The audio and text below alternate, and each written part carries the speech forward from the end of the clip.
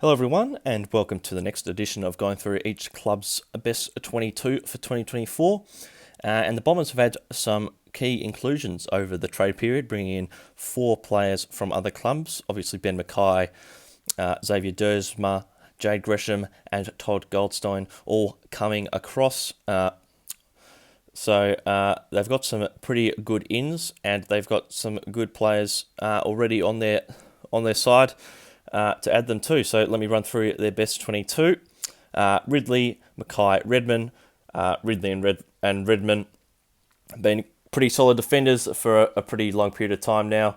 At least the last, especially Redman, the last couple of years. Ridley for probably even longer than that.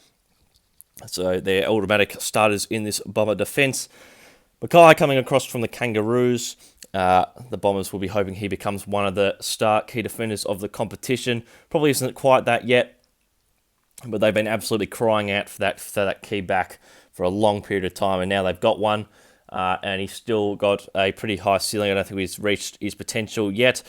He can intercept, and he can also stop the opposition's monster key forwards, which the Bombers just really haven't been able to do in recent times. Half-back line, McGrath, Laverde, Heppel. McGrath's the one for me. A number one pick from a few years ago. Hasn't quite lived up to the expectations yet. Still a very good player.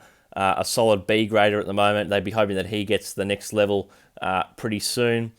And that would really go a long way if he could become one of the premier halfbacks of the competition. Maybe pinch hit in that midfield and push for a halfback All-Australian spot. That would go a long way to the Bombers being successful. Laverde, and then Heppel, a veteran. You've got to have them in your side, and still a pretty solid contributor for the Bombers.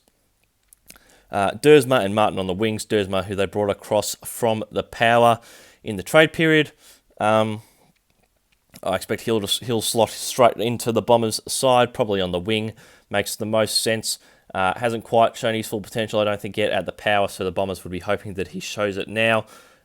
Nick Martin, of course, has become one of the premier wingmen in the competition in a short space of time, ever since he got 27 disposals and 5 goals in his very first AFL game. He's gone from strength to strength, and I don't see any reason he can't continue that, being a very young player and possibly even get to another level.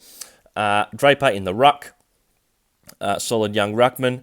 Consistency will be his goal for this season, and staying on the park as well. Merritt and Parrish, 2 pretty senior midfielders now, pretty experienced, and they'll both need to be playing their best footy if the Bombers were going to break their finals drought. And Ben Hobbs, very solid, big-bodied midfielder, completes their midfield. Okay, the forward line, Gresham, who came across from the Saints, smooth mover, a bit of class added to their forward line, which much needed, really. So he'll be an ideal get for them, and he slots straight into their half-forward line. Peter Wright, their main big key forward. He was outstanding in his first season at the Bombers, interrupted by injury last season, so they'd be hoping that he can get back to his best. Caldwell, he can pinch hit in the midfield as well. Stringer, they'd be hoping he stays out in the park. Still a very good player when he's playing well, explosive, and can kick some goals. Langford, probably one of the most improved players, really, of season 2023. Turned himself into a genuine forward, genuine goal kicker, and as that sort of third tool.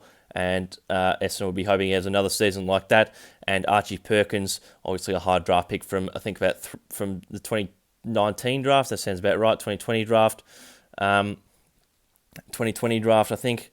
So he's going into his 4th season now, and the Bombers will be hoping that he gets to the next level. He's definitely shown sparks, but just that sort of good game on a consistent basis is what they'd be looking for from him.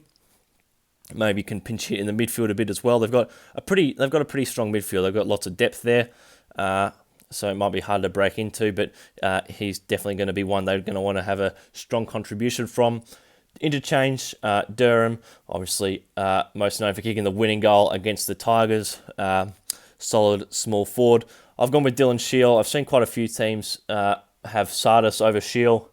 That could be the way they go. I just feel they've got a pretty young side anyway, and just that added bit of experience. And the Bombers were pretty keen to keep him in the trade period. There's a bit of interest there from the Saints, but they were abundant.